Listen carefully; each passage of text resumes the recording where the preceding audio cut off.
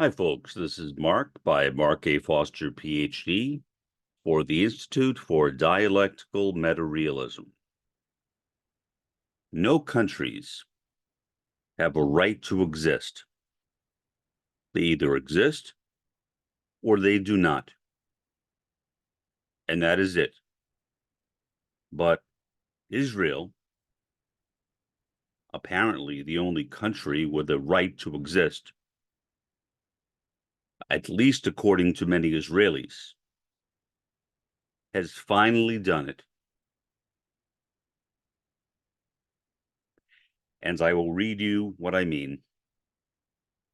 I assume many of you know this already and are probably anticipating what I'm going to read. This story is from CNN. It is titled, Israeli Military Captures Palestinian Side of Rafah Crossing. It is dated by Kathleen Miagramo, Jesse Young, Rob Pachetta, and Angela Dawan. And it was updated a few minutes ago. So here is the story. And in a sense, what I read already is the basics of it. Israel's military has seized the Palestinian side of the Rafah crossing, a vital entry point for aid to Gaza on the Egyptian border. A Palestinian official said all movement had stopped at the facility after it was captured by Israeli tanks. 23 people were killed, including 6 children, in Israeli strikes on Rafah overnight. Medical officials in the city said.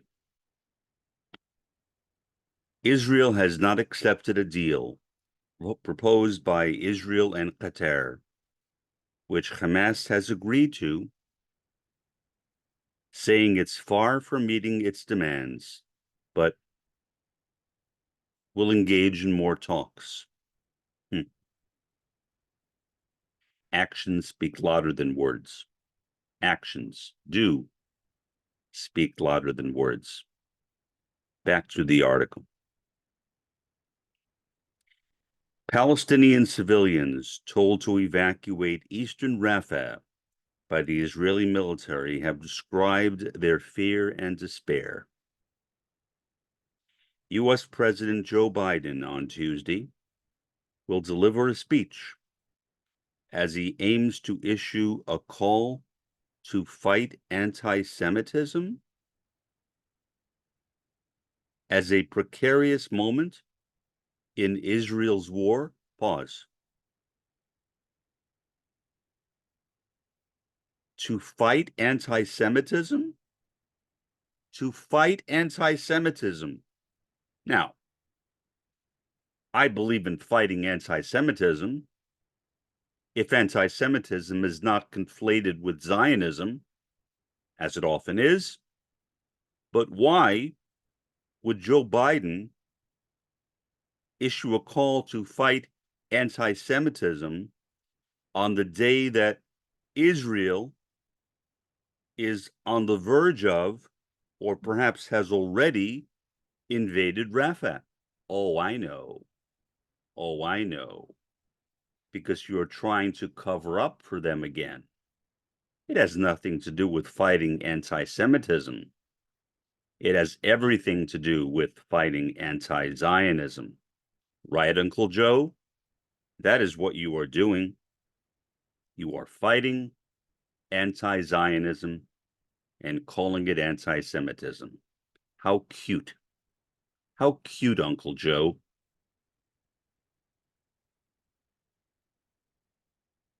Okay. Continuing.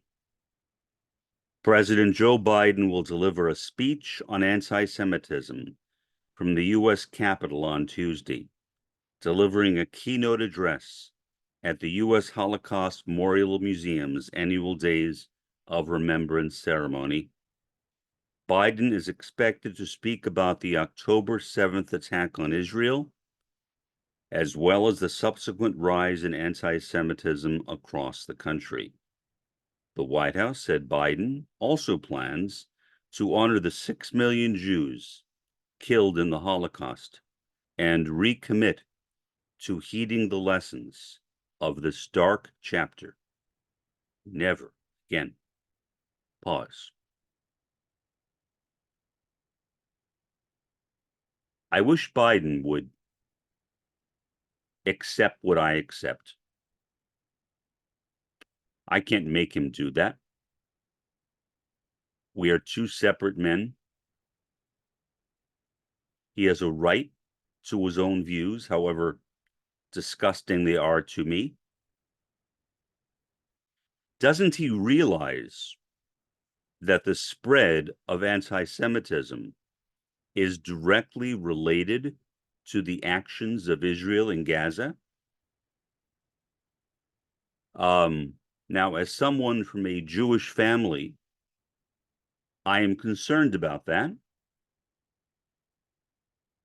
Not for myself, because I am not noticeably Jewish. I do not dress with any kind of Israeli garb, like a kippah or a yarmulke. I'm not Hasidic. So no one down here in the Rio Grande Valley would think I was from a Jewish family unless I told them. So for myself, no. But attacks on temples or synagogues, yeah. I don't go to those.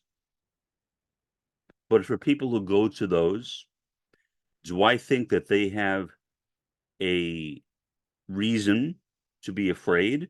Yes. Yes. And they should not be afraid. That's sad. I'm sure that many of those attendees at synagogues or temples are anti-Zionists. And so it is a shame that people are conflating anti-Semitism with anti-Zionism. But why are they doing that? Because of people like Joe Biden and Bibi Netanyahu, who defend the right of Israel to exist and to defend the right of Israel to defend itself.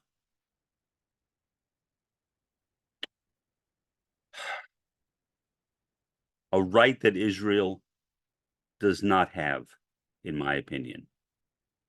In my opinion. I would not say that about any other country. Any other country. Only Israel. For the atrocities that it is committing right now, as I speak, Israel, in my opinion, does not have a right to exist and does not have a right to defend itself.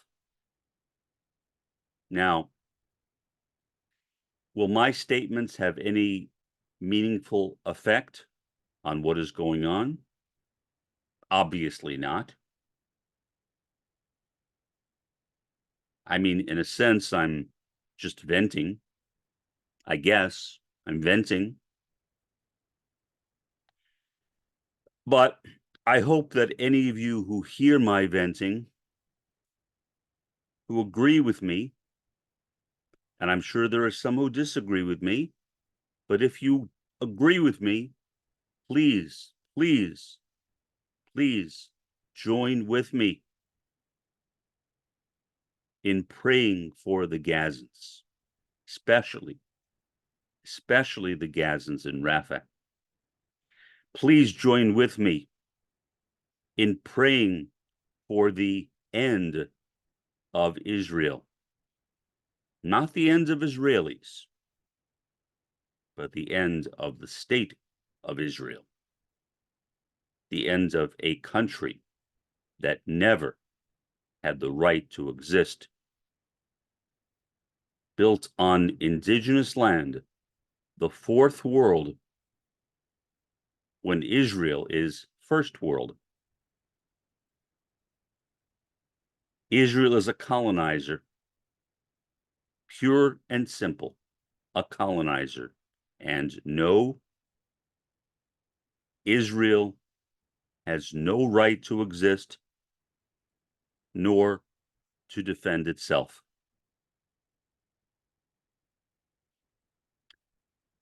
I think that more people now are beginning to echo what I am saying.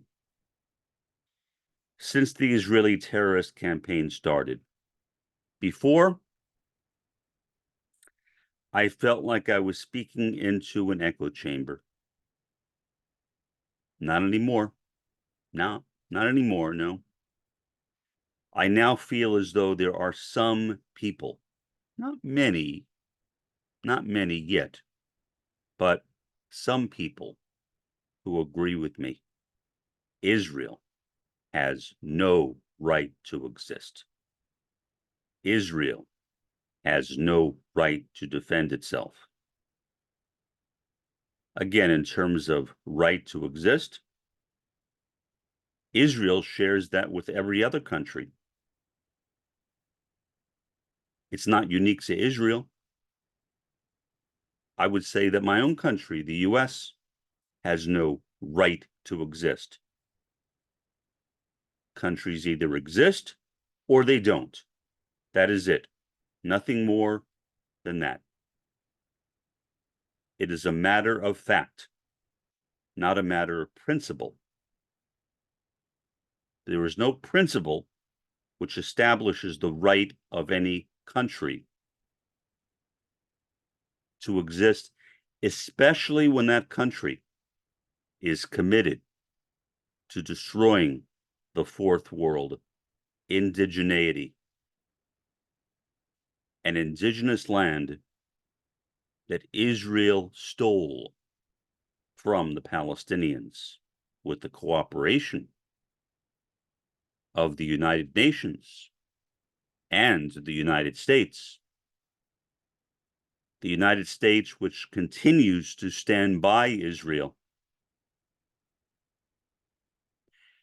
Let me say something even more controversial. There is karma, in my opinion. Roy Bhaskar, the founder of critical realism, wrote about karma. He was a kind of innovative philosopher, willing to step on toes, which I like, and to seize ground that no one else had seized. And Roy wrote about karma, how karma operates. In my view, karma is one of the functions of the dialectic.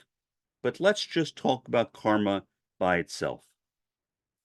And when I say karma, I don't mean it in the Hindu sense exactly, because in Hinduism, karma is connected with the notion of reincarnation or transmigration. And that's not what I mean. I just mean it in the very basic sense that as you sow, so shall you reap. If you commit an action against innocence, it will come back to haunt you. Sooner or later,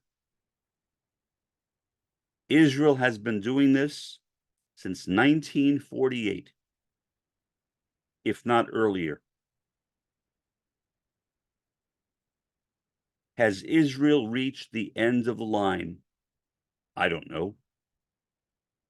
Obviously, I have no way of knowing that.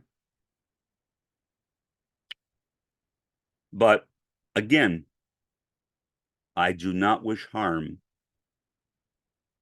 on Israelis. I wish harm on Israel, meaning the end of Israel. the relocation, the forcible relocation. Is that genocide? Maybe.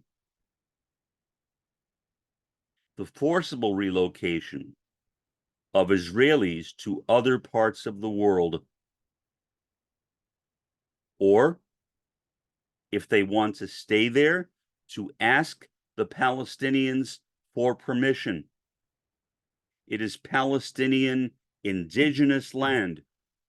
It is not your land, Israel. It never has been.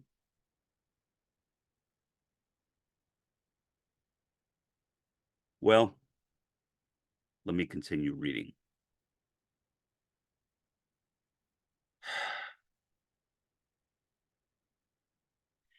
Palestinians fleeing Rafah described to CNN how they had fled from death after the Israeli Defense Forces, the IDF, on Monday, yesterday, ordered residents to evacuate.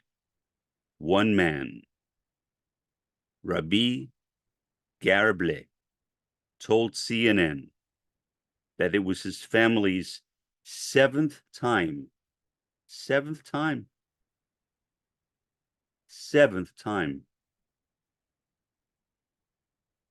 being displaced. I am 68 years old. I have moved around many times throughout the United States, but I have never been displaced. Never. And maybe the concept of displacement would not even apply to me. I don't know. Maybe displacement only refers to people who are indigenous. I don't know that either. But regardless, it is not an experience I can personally relate to because, fortunately, thank God, I have never been a victim of a country which compelled me to move someplace else. Not once. Not once. And yet Israel is doing that to Gazans over and over again. Continuing. Another woman who did not share her name, I don't blame her, said she fled from death with her children. She said her family has been displaced over 10 times since the war broke out and had endured much suffering and humiliation.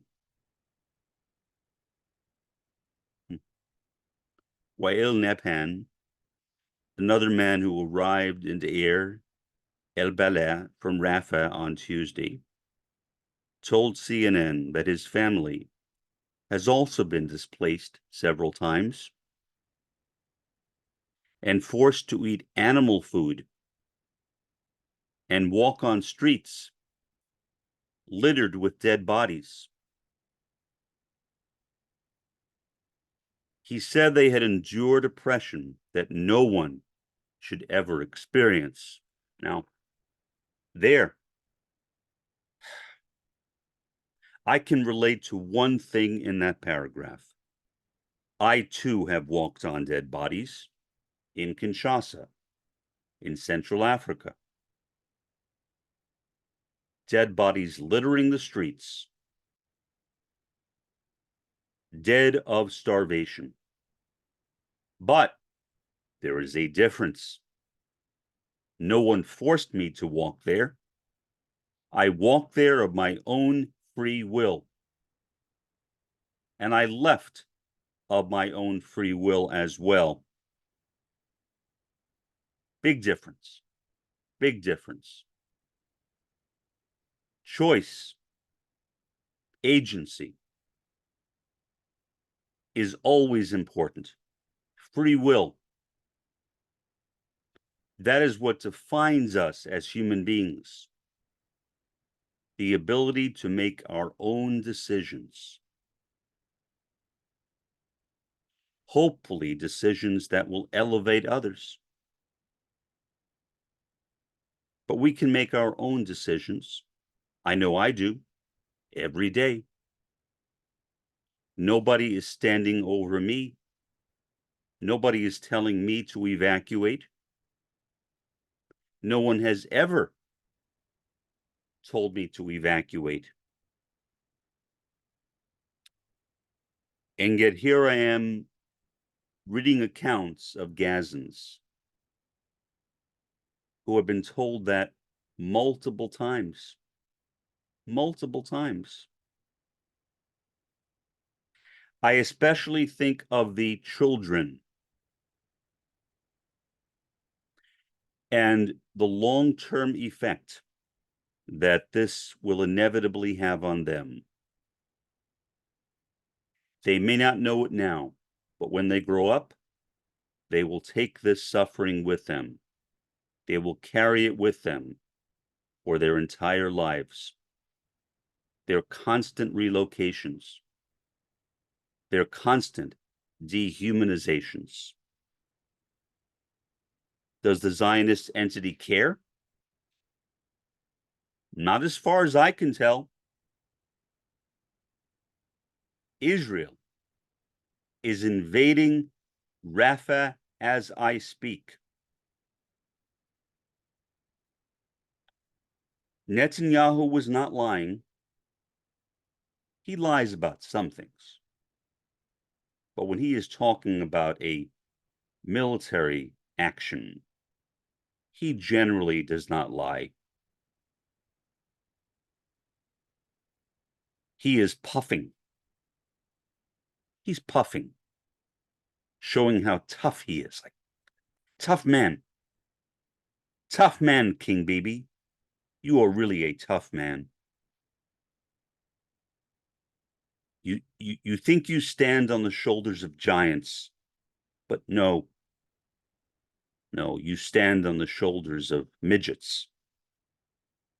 And nothing against midgets. I've known one. She was a very nice woman. So I'm only using that term metaphorically. But still, the tragedy, and it continues, and it continues. Back to the article. Meanwhile, in Rafah, several people told CNN that they don't know where to go.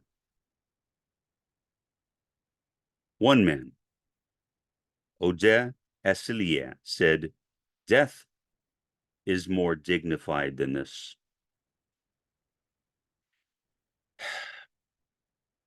And said he prays to get hit and find rest from all of this.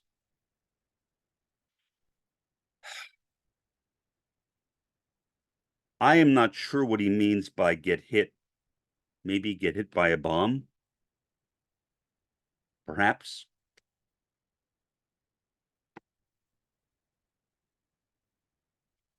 Praying to get hit by a bomb.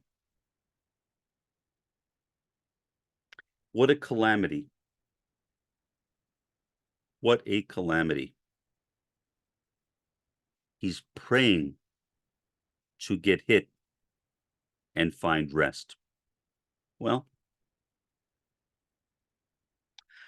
I too pray to die, but not because my life is bad, but because I want to be in the world to come.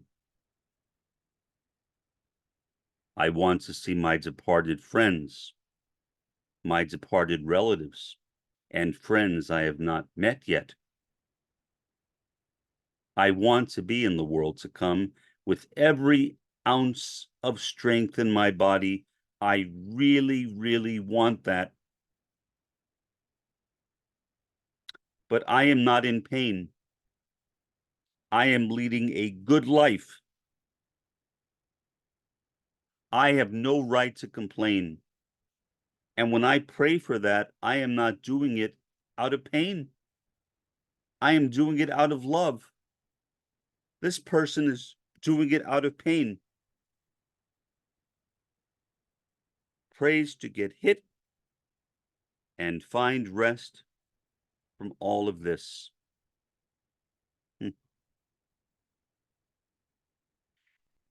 You know, having been in situations, not like this per se, but as a kid when I was being bullied and beaten up every day of my childhood and beaten up by my father, I also wanted to find rest. I was never suicidal. I don't know why. In retrospect, I don't understand why I wasn't suicidal. I should have been, given the situations I was in, but here you have somebody who is experiencing much worse than anything I have ever experienced, even in my darkest days. And he wants to get hit and find rest from all the atrocities he is experiencing. And Israel, the country with no right to exist, you simply do not care. Back to the article. United Nations Secretary General Antonio Guterres called on Israel and Hamas to reach an agreement that would stop the unbearable suffering of Palestinians in Gaza and of the hostages on their family. Okay, pause. That is both sidesism. That is both sidesism. He's trying to be fair and balanced, like Fox News used to claim it was. I think they dropped that slogan. I don't know for sure since I don't watch them, but actually, I haven't watched TV in about 2 years. In any event, the only side that needs to reach an agreement is Israel. Hamas has already reached an agreement.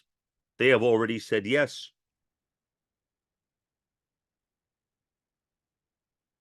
They have already said yes. Back to the article. He, the UN secretary, told reporters at the UN Security Council on Tuesday that a ceasefire and hostage deal is needed now, and that Israel must stop any escalation in Rafah. Pause. If anything shows the impotence, perhaps the uselessness of the United Nations, it is this. This guy is the Secretary General of the United Nations, and he has been reduced to pleading. Pleading. Why? Because he has no power. In sociology, we define power as the ability to make someone do something, even if they don't want to. Influence is what it sounds like. It's like advertising or public relations. It influences you to think some way or buy a certain product. I suppose the UN Secretary General has influence over some people regarding the war, but power, no. No power. He cannot force anybody to do anything, because the United Nations is not a sovereign body. The United Nations has no power. It cannot compel action. It cannot compel action. So why have it? I mean, Israel started this whole mess. Israel started Israel. I'm sorry, United Nations started this whole mess. The United Nations started Israel. So we have an earlier generation of people working in the UN to blame, not Guterres, but the people who started the UN, who gave veto power to the most politically corrupt nation in the world, the United States. Veto power. Why? Well, because the US led the Allies to victory in World War II, and other countries got that veto power as well.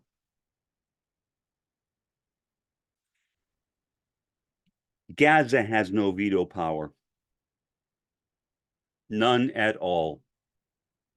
Gaza cannot stop this. Rafah, which is just a neighborhood or a district in Gaza, cannot stop this. Israel can stop this, but will it? No. How do I know that? Because it's doing it right now. It is literally in the process of invading Rafah right now. So all the work of speculation is over. It's over. Why is there still talk about resuming ceasefire negotiations? Why? What is that expected to accomplish? I mean, I'm all for a permanent ceasefire. Oh, yeah. But given that Israel is doing what Netanyahu said, and he said, we will invade Rafah. That is what Israel is doing. There is no point of a ceasefire deal. Uncle Joe can talk and say, don't hurt civilians, and then look the other way when Netanyahu and his thugs do precisely that.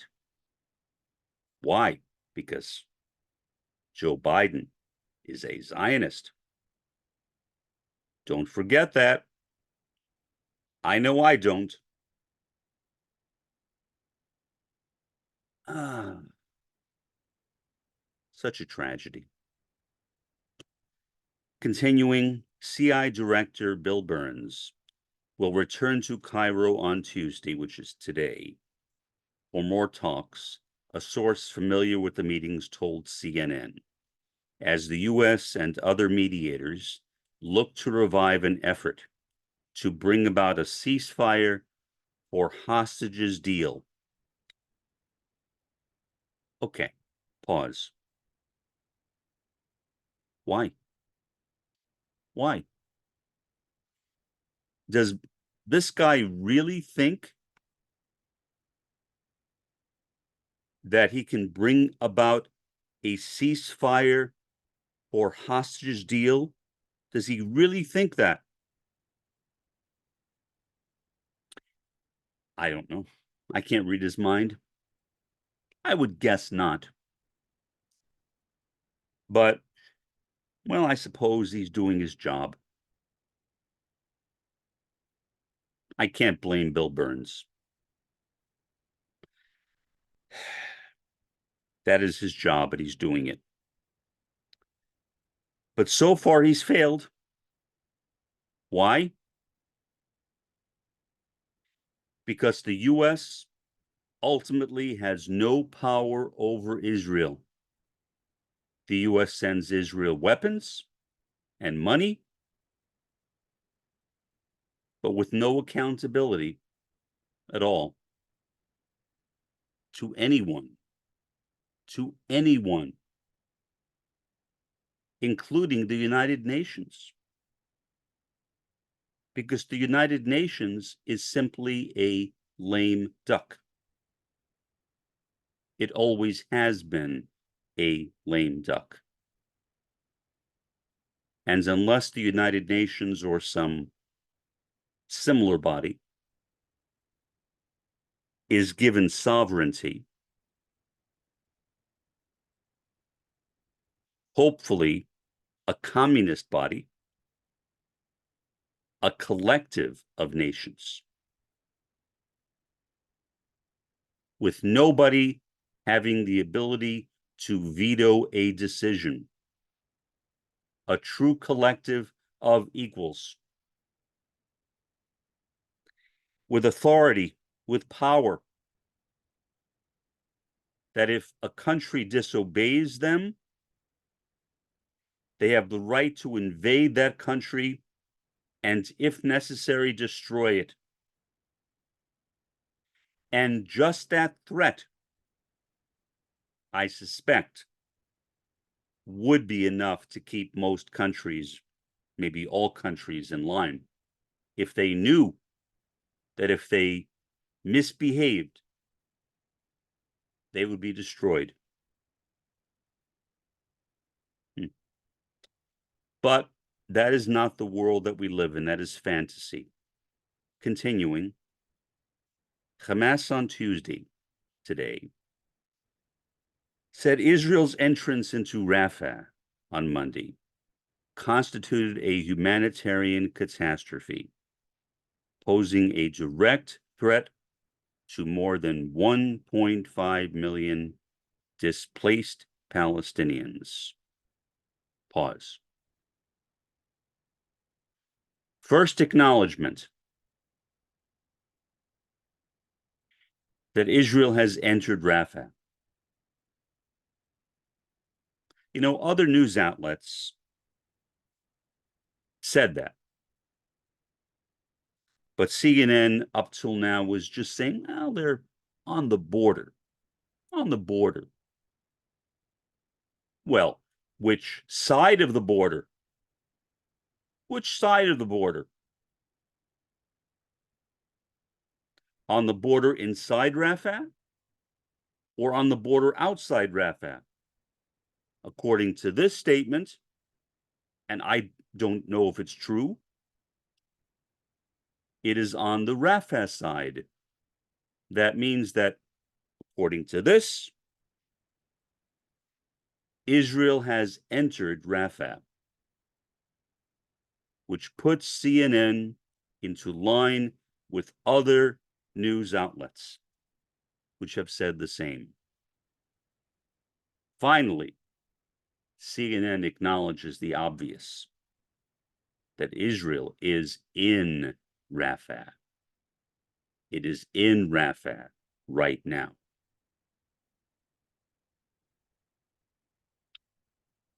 U.S. President Joe Biden on Tuesday aims to issue a clarion call to fight a swiftly rising tide of anti-Semitism in a precarious moment in Israel's war against Hamas, and as protests have swept college campuses, laying bare Biden's trouble with some young voters.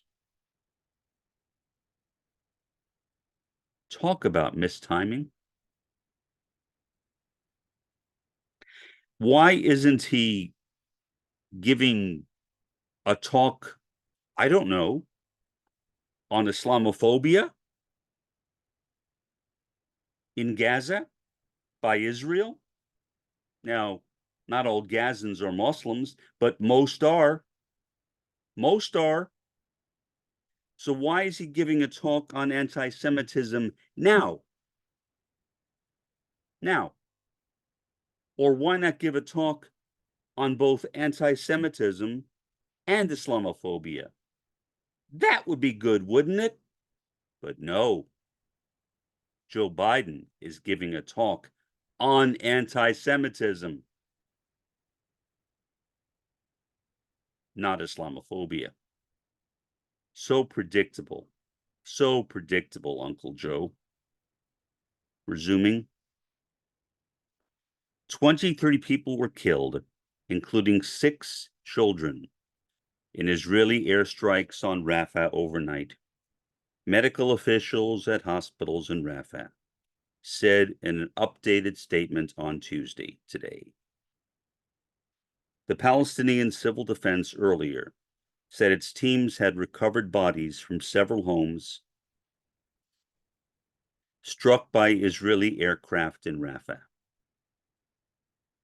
Israel has vowed to exert military pressure on Hamas in Rafah and took control of the city's border crossing with Egypt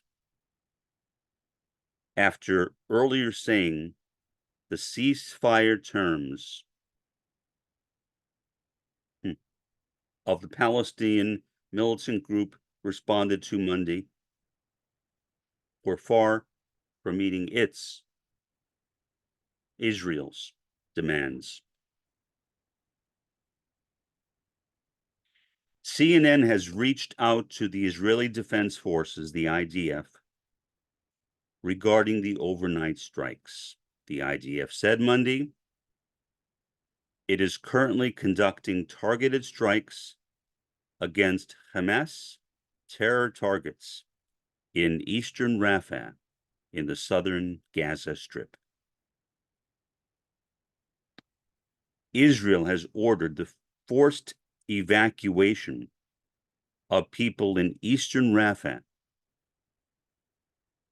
as it continues to threaten a full-scale invasion of the city. Despite growing international pressure to hold off. Pause. Pressure? Isn't that nice? International pressure. But no collective security.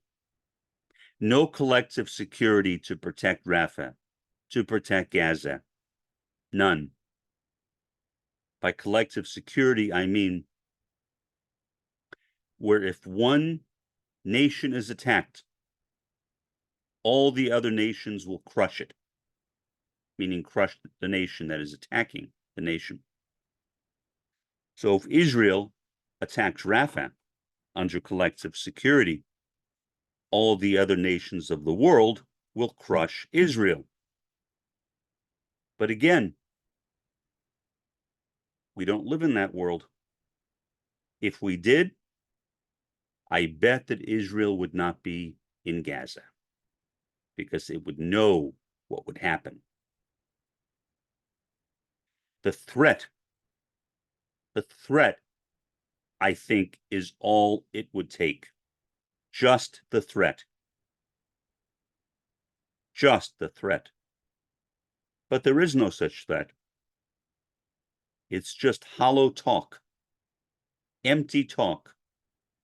Nothing.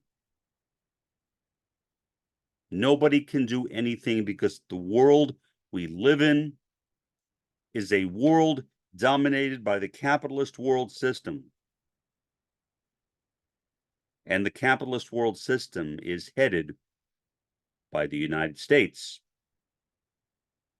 the country which has repeatedly vetoed condemnations against Israel in the UN General Assembly. That's the world we live in. We live in a world dominated by the US.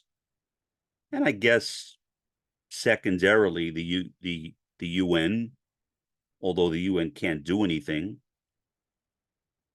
And also secondarily, I guess, Israel. It can do something. And it is doing something.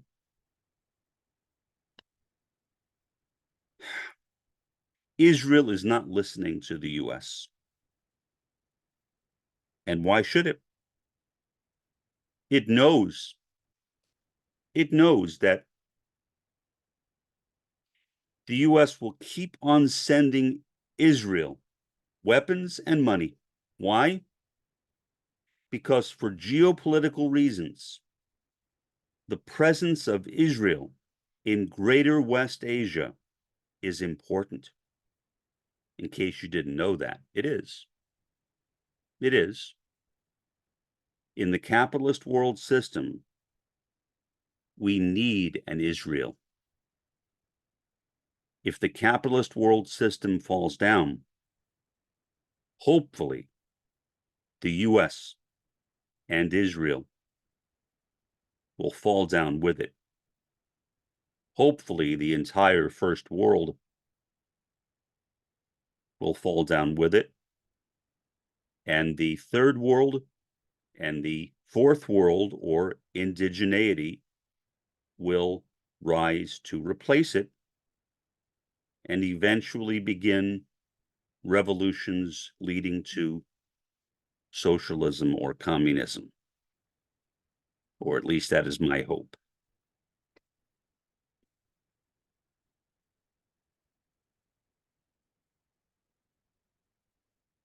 Go back to the article. Egypt's foreign ministry condemned Israel, courageous, on Tuesday for taking control of the Palestinian side of the key Rafah border crossing, calling the move a dangerous escalation. Pause.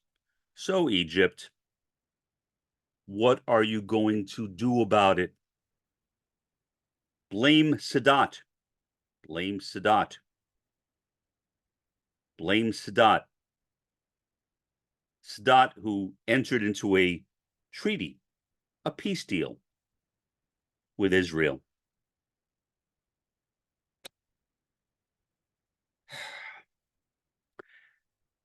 I don't know what Jimmy Carter would think now about that peace deal. Whether he would be proud of it or ashamed of it.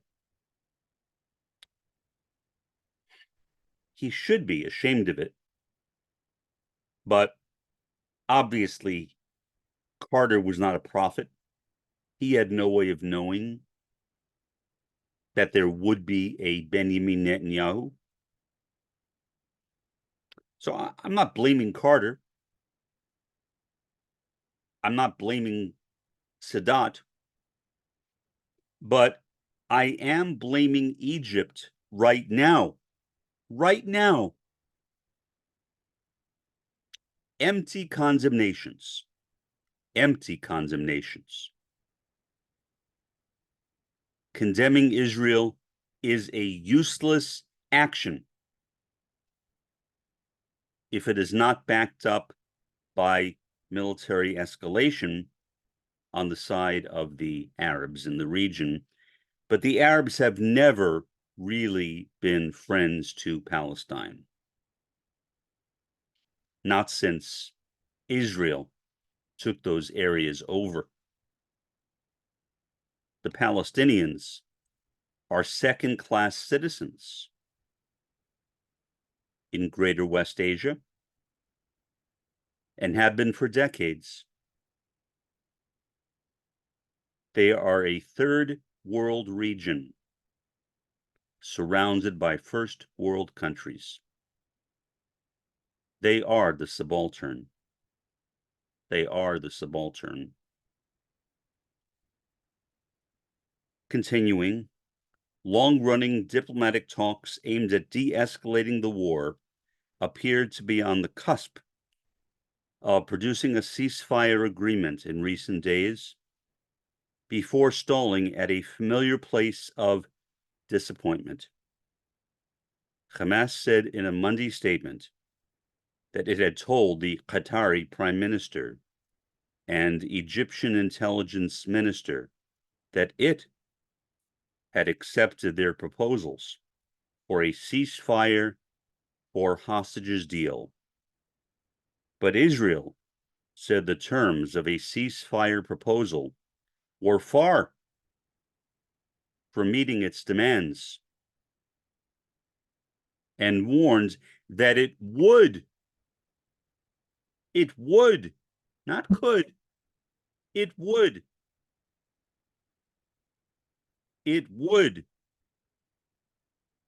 press ahead with a military operation in Rafah. Nonetheless, it sent negotiators to talk to mediators. Okay. Superficially, that sounds like a contradiction, but it's not. Everything is about appearances. Everything is about appearances. It appears to me that Israel is trying to do a bait and switch. In other words, even as they know that they are going to invade Rafah, they are trying to practice misdirection. Look here, not there. Look at the fact that we are re-entering the ceasefire negotiations, not at the fact that we are entering Rafah. Isn't that obvious? Isn't that obvious? It is to me.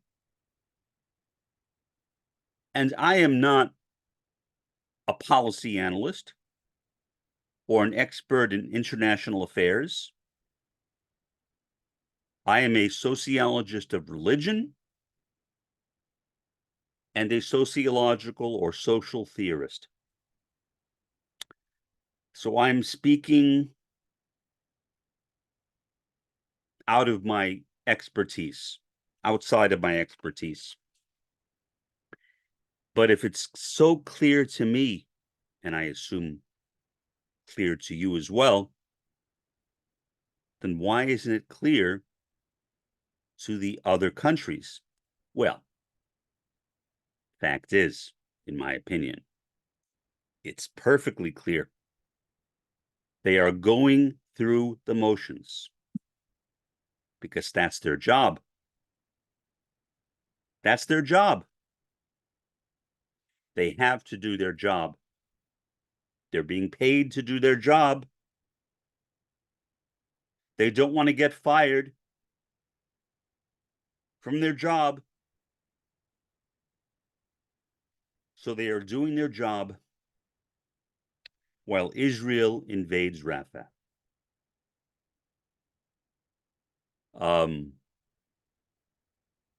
That's why I think Israel is re-entering the ceasefire talks. Bait and switch, misdirection. That's all it is.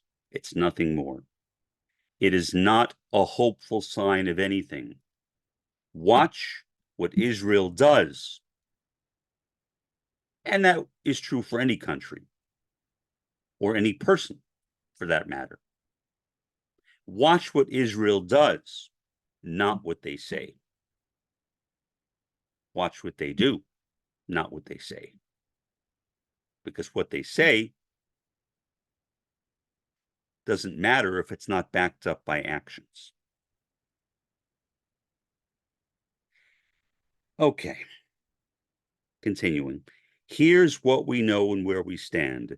And these are bulleted items. So first one is sustainable calm.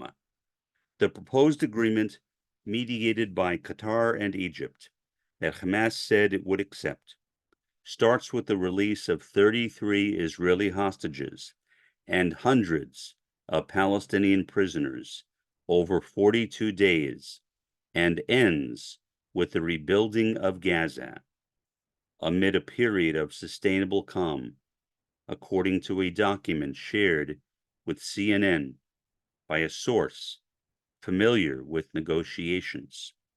Second bullet. Why Israel said no. A senior Israeli and a senior U.S. official said that Hamas had agreed to a framework proposed which diverges from the one Israel had helped craft with Egypt. The latest proposal calls for an end to the war, which Israeli Prime Minister Benjamin Netanyahu has previously said he will not accept. The U.S. official said, pause. Is that true? I don't know. I don't know. I thought that there was only one ceasefire proposal, not multiple ones.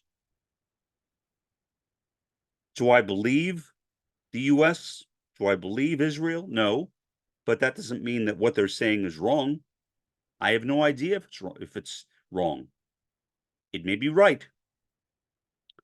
Either way, it does not excuse the actions of Israel, the state without a right to exist. What Hamas wants. According to a press release, Hamas said it would not back down from its demands in the latest proposal, which includes a ceasefire, complete withdrawal, dignified exchange, reconstruction, and lifting of the blockade. Next bullet point, key sticking points. The toughest part in negotiations has been the question of a permanent ceasefire and the ways to address the issue in an agreement. One of the sources familiar with the discussion said, more talks on Tuesday. The Qatari delegation mediating discussions in Cairo to continue indirect negotiations between Israel and Hamas after Hamas sent a response to mediators involved in the ceasefire proposal. Qatar's Foreign Ministry Affairs spokesperson, Majed bin Mohammed Al Ansari, said the response can be described as positive. Next bullet point, political pressure. Some Palestinians celebrated in the streets after Hamas said it had approved the deal, while in Tel Aviv, some families of hostages and their supporters implored Israel's leaders to accept it. Final bullet point, and I will end my reading of the article here. I realize this has been a long reading, and I'm sorry for that, but I thought that this was very, very important, so I've read more than I ordinarily do, and I'm still not reading the entire thing, but I will place a link to it in the discussion section below this video. Final bullet point, Israeli protests. Demonstrators marched down Tel Aviv's Ayalon Highway on Monday night to demand a deal. Now is the time to demand from the negotiation team and all international partners to not return without a signed deal. Well, what else can you say? That's what they say. Problem is that these demonstrators have no power. Do they have influence? I don't know. That would mean that they have influence over Israel. And I don't know that. But they certainly have no power. They are not the ones involved in the negotiations. They can demand anything they want. And Israel can still do what it wants. In my view, and not only in my view, these are the final days or years, I don't want to be that morose, of Israel and the US. The final days or years of Israel and the US. When you see this level of imperialism, the major contradiction of capitalism, That is what is happening. The countries involved in the imperialist activity are in a crisis. Israel is in a crisis. Despite its tough front, Israel is falling to pieces. People in Israel are leaving. There are more people now leaving Israel than entering it. Why? Because the quality of life in Israel itself has deteriorated. Why? Well, the economy. Now, again, I'm not an economist either, so I don't know why that is. I don't know whether it's Netanyahu's fault or whether it's just an ordinary economic cycle. I don't want to blame anybody without evidence and without being an economist, but Israel is in a crisis. It is in a crisis internally. I wish that the media would focus more on that, the internal crisis in Israel. Is there a crisis in the US? Not yet. Although the jobs numbers in the US have gone down. What happens? What happens after the next election in November in the US? Say Biden is reelected. What will Trump and MAGA do? That's an open question. Say Trump is reelected. What will Trump do? He has already said that he wants to be a dictator for one day. I don't know if Trump can count time, but whatever one day is, I'm suspicious of that. Anytime someone is willing to adopt the term dictator for themselves, I am immediately suspicious, as I think anyone should be. So this year, 2024, is a crisis year for the US, even though we are not exactly in the US in a crisis yet. Not yet. But Israel is. And imperialism is the major thing which will bring the capitalist world system down as the major contradiction of capitalism. And so the more imperialism, the more contradictions. The more contradictions, the quicker the collapse. That's how I see it. The collapse is progressing in Israel and maybe soon in the US as well. I don't know. But certainly in Israel, I would argue that one of the reasons, not the only one certainly,